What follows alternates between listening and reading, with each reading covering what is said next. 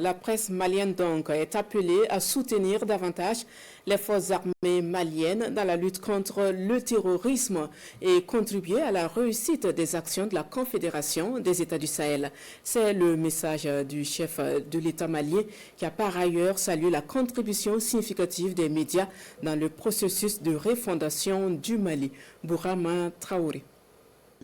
Le chef de l'État accorde une bonne note à la presse malienne pour le travail accompli en matière d'information et de sensibilisation de la population non pas sans preuve. La campagne référendaire pour l'adoption de la nouvelle constitution en juillet 2023 aura été révélatrice à bien des égards de votre engagement constant.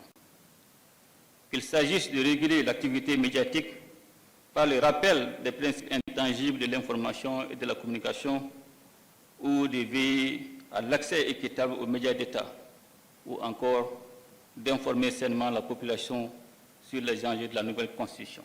Reconnaissant, le général d'armée Assimi Goïta est aussi conscient des défis du secteur, notamment le manque de ressources financières.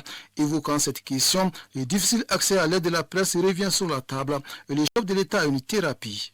Relativement à la demande d'aide de la presse auprès du gouvernement, la mise en place d'une commission de réflexion avec les associations faîtières de la presse sera étudiée afin de trouver un dénouement dans le respect des principes de transparence et de bonne gouvernance.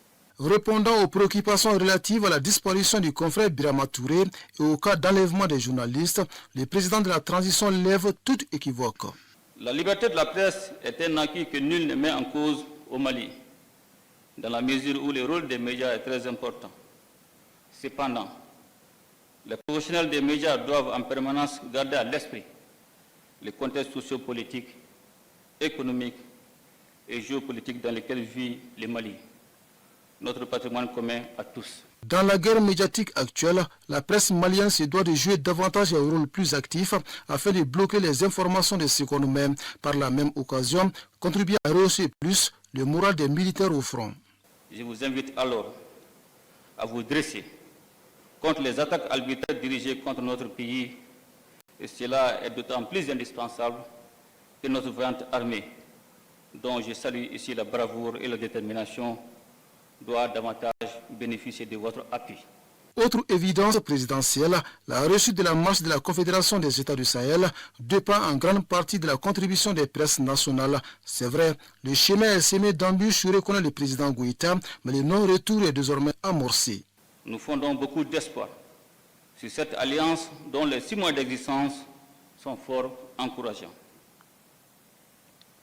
Nous sommes conscients des défis et des obstacles qui se dressent sur notre chemin, et cependant, je reste convaincu que grâce à notre détermination et à notre engagement collectif, nous surmonterons ces défis et réussirons à réaliser cette ambition historique qui ne vise qu'à promouvoir la paix, la sécurité et le développement de nos peuples. Le message du chef de l'État semble être compris par les confrères qui quittent Koulouba avec une volonté de poursuivre leur mission d'information et de sensibilisation de la population sur les enjeux du moment, avec toujours à cœur le Mali.